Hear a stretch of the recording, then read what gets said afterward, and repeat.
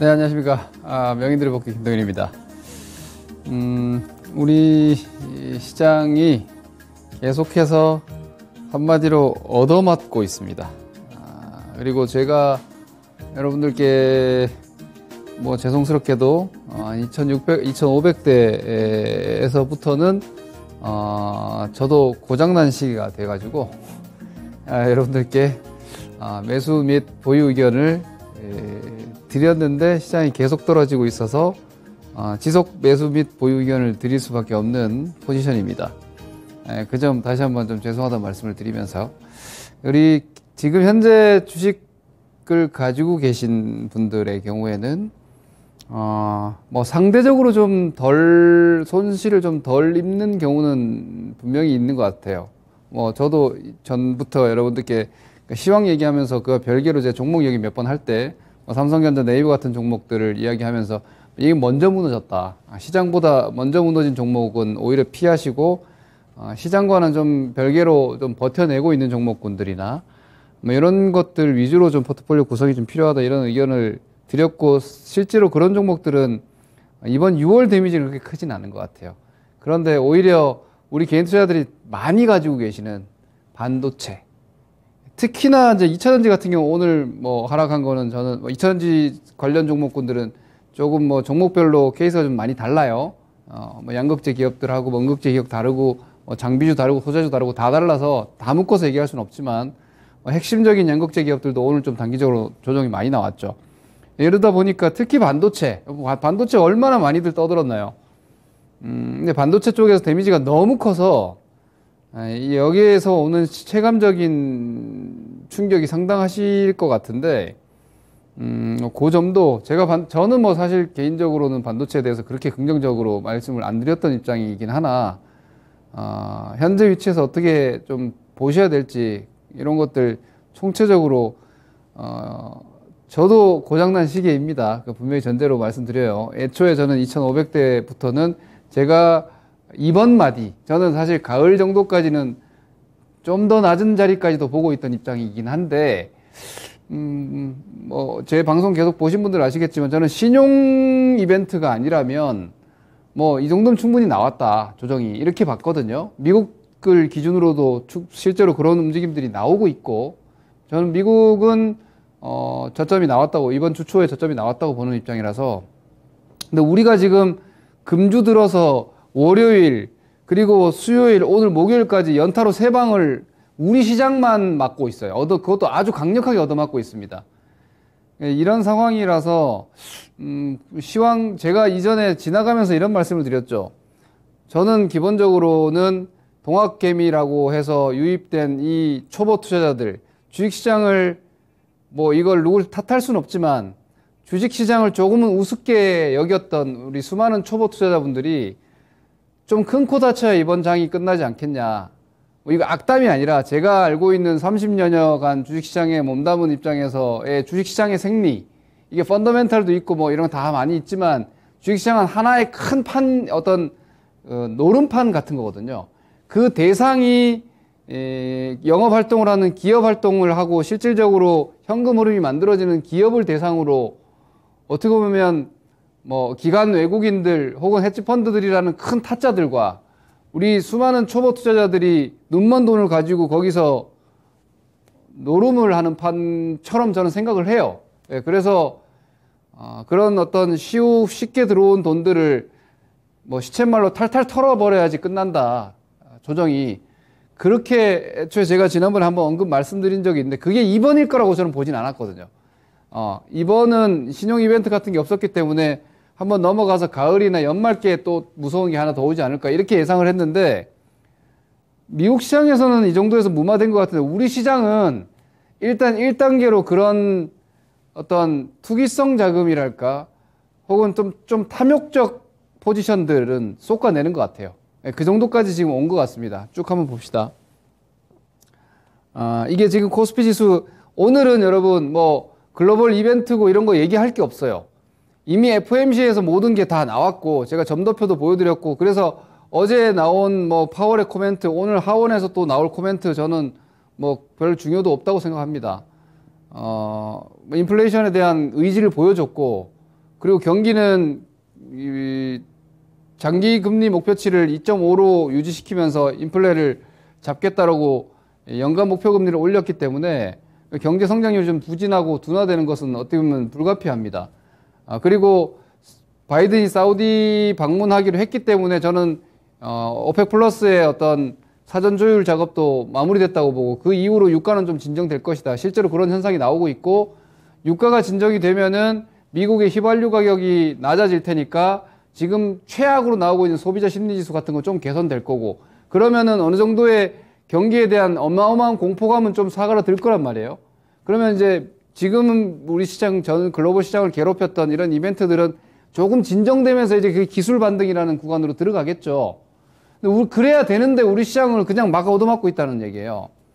사실 지금 제가 말씀드린 정도의 상황으로는 전개가 되고 있어요. 이게 경기가 안 좋을 거라는 전망이 더 강화되고 있지만 그것까지 주가가 지금 이번에 반영을 꽤 많이 해서 실제로 경기가 안 좋은지에 대한 확인은 가을에 가서 기업들의 하반기 이익 전망과 내년 이익 전망이 막 이렇게 깎여 나갈 때 그때 시장은 한 레벨 더 내려오는 거예요. 제가 늘 말씀드렸지만 멀티플 즉 PER 조정이 유동성으로 나왔고 우리 소위 얘기하는 요즘 많이 얘기하더라고요. 역금융장세. 이거 제가 18살 때 봤던 책에 나오는 건데 역금융장세가 그 돈 빠져나가는 다시 말해서 PER이 내려가는 시장이에요. 그 다음에 이제 가는 게 시중에 돈이 줄어드니까 기업 활동 여건이 좋지 않죠. 그렇기 때문에 기업의 이익이 감소하는 역실적 장세로 가요. 그게 바로 EPS 즉 주당 순이익이 내려가는 구간이죠. 그래서 역금융장세 충격이 원래 역실적 장세보다 역금융장세 충격이 더 큽니다.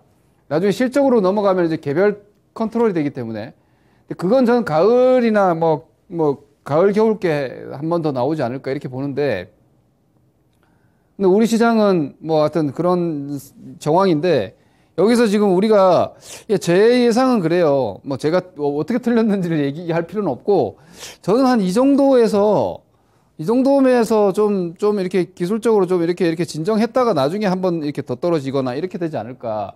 저는 이 정도 2천까지도 보고 있었는데 사실은 연말이라면 그 정도도 가능하다라고 생각을 했던 입장이긴 한데 왜냐하면 신용 이벤트 반드시 나올 거라고 저는 예상하기 때문에 가을로 가고 연말로 가면은 어느 나라들 좀 힘들어지고 이번에 또 다시 또 피그스 국가들 얘기가 슬슬 나오는데 혹은 기업들 하이힐드 기업 정크 등급 기업들 파산 좀 나오고 연말에 그런 이벤트 있어야 됩니다.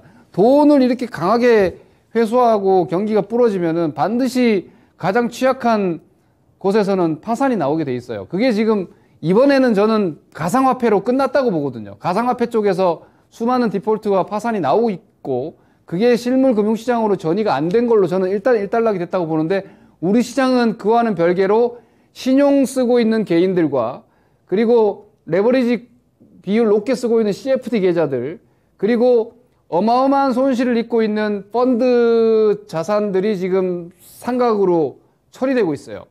그런 물량들을 막 얻어맞고 있는데 자 그거 얻어맞는 거는 과거에도 항상 있어 왔습니다. 지금의 주가 위치를 한번 보시죠. 이게 월봉인데요. 코스피 월봉인데 자 여기가 팬데믹 언더슈팅입니다. 그리고 여기가 오버슈팅입니다. 그리고 중간 레벨 때까지 지금 왔어요. 지금 60개월선, 20개월선 사이 정도까지 왔으면 자 60개월선은 5년선이고요. 120개월선은 10년선입니다. 그러니까 5년에서 10년 정도의 코스피 중간 레벨이 여기에요. 여기가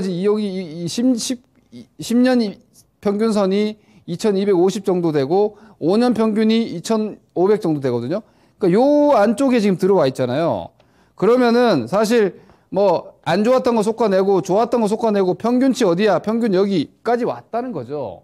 그래서 정말 막 세상 망할 것 같이 그러지 않는 한 한 번은 브레이크를 걸어주는 자리까지 와 있다라는 거를 우리가 너무 간과해서는 안 된다. 제가 주식시장에서 늘 얘기하는 게 있어서 주식 하루 이틀 하는 게 아닙니다. 여러분들은 주식시장에 발을 들이고 투자라는 걸 하시는 분들은 평생 동안 투자를 하고 내 자산을 관리하지 않습니까? 그걸 현금 자산으로 관리하든 주식으로 관리하든 채권으로 관리하든 부동산으로 관리하든 돈 관리 안 하는 사람 없어요, 세상에. 그러니까 주식 투자하시는 분들은 내 자산을 관리한다라는 생각을 한다면은 이건 하루 이틀 끝나는 게임이 아니에요.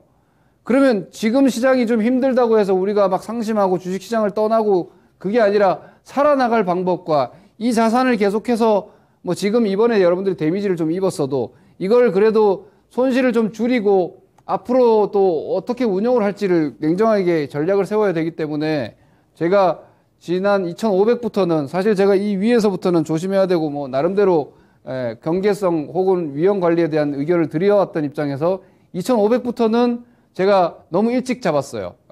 바닥 의견을 너무 일찍 드려서 그 이후로 지금 지수는 200포인트지만 사실 뭐 반도체 갖고 계신 분들이 혹시라도 시황을 제 의견을 드렸다면은 데미지를 아마 많이 보셨을 텐데 뭐 그때 제가 팔라고 한다고 파시진 않았겠지만 월봉이 이런 위치라는 걸 인지하셔야 되고요. 그 다음으로는 제가 이게 지금 이런 생각 하실 거예요. 여러분들 누가 이렇게 팔지? 이런 거. 와, 이 정도인데 뭐 이렇게 세게 떨어져? 제가 초보자분들과 대화를 나눠보면 이런 얘기를 많이 해요. 뭐 커뮤니티 같은 데도 보면은 20만 원 하던 주식이 10만 원 왔으니까 외국인들이 10만 원에서 이렇게 파는 거 그거 봐봐봐. 얘네들이 여기서 얼마나 떨어뜨리려고 10만 원에 외국인들이 이렇게 팔겠어. 이런 순진한 얘기 하시는 분들이 계시는데 외국인들이 기관들이 20만 원 하던 주식을 10만 원에다가 손절을 다 쳐버리고 나서 주가가 15만 원까지 올라갑니다. 왜? 의외로 바닥에서 개인들이 팔지 않습니다. 지금 기관 로스컷이 나오고 있어요. 그 기간에는 외국계 기관이 당연히 포함되고요. 그리고 개인 투자자들의 신용 매물, 제가 신용까지 박살을 내버릴 거다 올해는 이렇게 의견을 드렸는데 그것도 제가 가을이나 뭐 이 정도면 신용 뭐 이 정도에서 정리 크게 안 하고 가나 보다 했는데 신용을 털어내네요. 자, 과거에 신용이 강하게 털렸던 구간을 한번 보시겠습니다. 이게 지금 제가 그냥 숫자로 그냥 적어놨는데 이게 콤마 찍혀 있는 게 이제 조단입니다. 자, 여기가 2011년인데요. 7조 원 조금 못 되는 상태에서 4조 2천억까지 신용이 털려나가고 여기 파란색 그래프가 이제 신용이 빠져나간 그 규모입니다. 검정색 선이 우리 지수 코스피 종합이고 파란색 선이 신용 규모인데요. 여기 이제 신용이 이만큼 깎여 나가고 나서 여기 저점이 나왔고 여기는 이제 5조 3천억에서 3조 6천억까지 신용이 깎여 나가고 나서 여기서 저점이 나오고 저점이 나왔고요. 그리고 여기도 그러니까 파란색 그래프가 눈에 띄게 한 번씩 이렇게 팍팍 꺾인 자리들입니다. 거기 보면 8조 6천억에서 5조 원, 12조 5천억에서 9조 원, 10조 8천억에서 8조 원. 현재 제가 여기는 안 적어놨어요. 이거는 이제 팬데믹 상황인데 그때 신용 완전 닭깡통 됐습니다. 그건 제가 적진 않았는데 요때는 마이너스 한 35% 정도 신용이 날라갔어요. 지금이 25조 원에서 그러니까 이건 양시장 합해서예요. 코스피 코스닥 합해서 25조 원이 신용 최대치였어요. 2021년도 하반기에 그때 우리 개인 투자자들의 신용 잔고액이 25조 원대로 가장 많았는데 오늘이 목요일이죠. 화요일 잔고가 지금 20조입니다. 화요일 잔고가 지금 20조입니다. 근데 오늘 신용 그 140% 개인들의 증거금 부족, 담보 비율 부족이 오늘 10,000개가 넘었다고 합니다. 오늘 엄청나게 많이 아마 내일 아침에 첫 호가, 하한가 천질 겁니다, 아마. 내일 첫 하한가 그 동시호가 등록 호가가 그 개인 반대매매가 내일 엄청나게 많이 나올 겁니다. 이게 20조까지 떨어졌으니까 지금 현재 마이너스 20% 정도의 신용 매물이 소화가 됐죠. 한 20% 정도 신용 매물 소화가 됐는데 과거에 보면은 많이 소화되면 30%예요. 한 20에서 30 정도가 신용이 한번 털리면 그러니까 주식을 박살을 내가지고 그 신용은 뭐예요? 빚내가지고 욕심을 낸 그 탐욕적 포지션이란 말이에요. 이게 가장 취약한 포지션이죠. 소위 악성 매물일 수 있고 죄송합니다. 인생이 왔다 갔다 하시는 분들이 계실 텐데 이걸 악성 매물이라고 해서 하지만 주식시장을 분석하는 입장에서는 어쩔 수 없습니다. 이게 신용이 정리가 돼버리고 이거 제가 사실 말씀드리면서도 제가 주식을 시장에 오래 있다 보니까 정말 제가 말하면서 좀 뜨끔뜨끔합니다. 왜냐하면 지금 이 반대 매매 상황에 놓이신 분들이 얼마나 공황 상태일지를 제가 모르는 바 아니나 시황을 얘기해야 되는 입장이니까 정말 양해 바랍니다. 이게 그동안은 한 20에서 30% 정도의 신용 반대 매물이 나가버리니까 시장이 바닥이 나오더라는 거예요.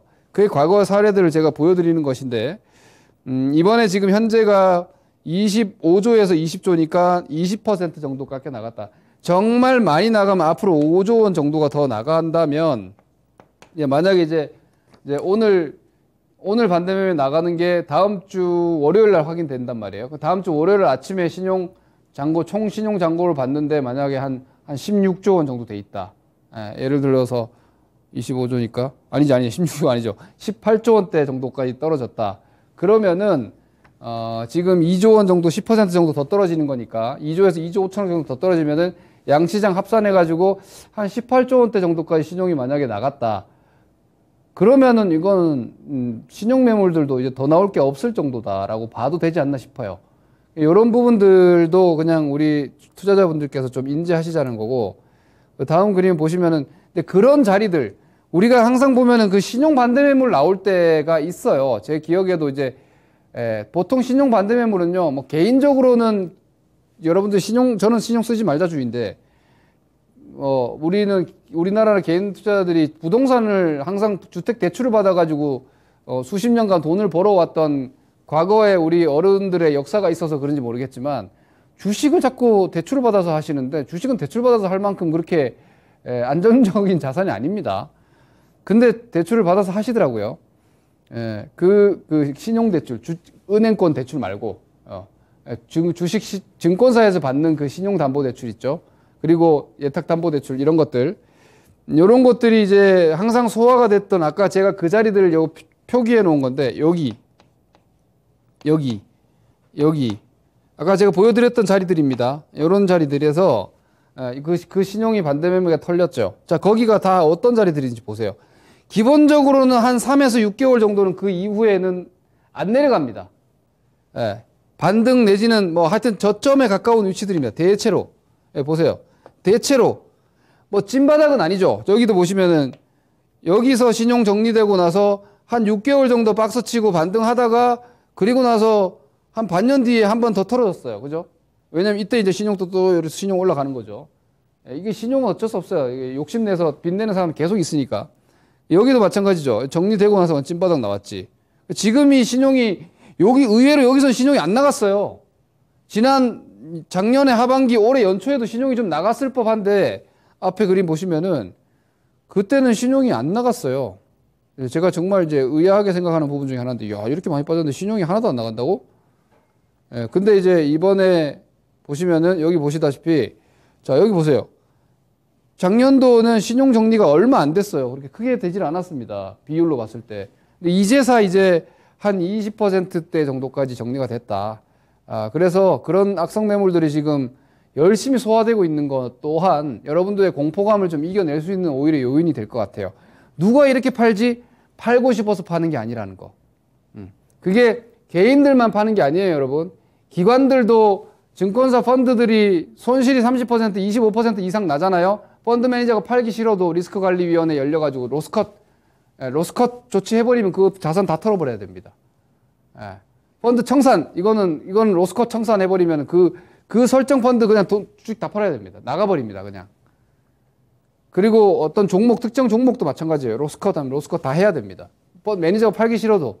물론 운용 방식에 따라서 좀 다르긴 한데 제도권 펀드들은 그런 식으로 리스크관리위원회 열려가지고 로스컷 하는 경우가 많은데 증권사들은 이런 걸 싫어하지 않아요. 왜냐하면 이게 펀드 누적 수익률에 그 막 20, 30% 꺾여 있는 거 박혀 있으면은 펀드 수익률 평가에 마이너스거든요. 아예 날려버리는 게 낫거든요. 그들의 비즈니스 모델로 봤을 때는. 그런 매물들이 지금 마구 쏟아지고 있다. 그거 팔고 싶어서 파는 거 아닙니다. 그러니까 여기서 누가 파나? 그런 물량들이라는 거죠.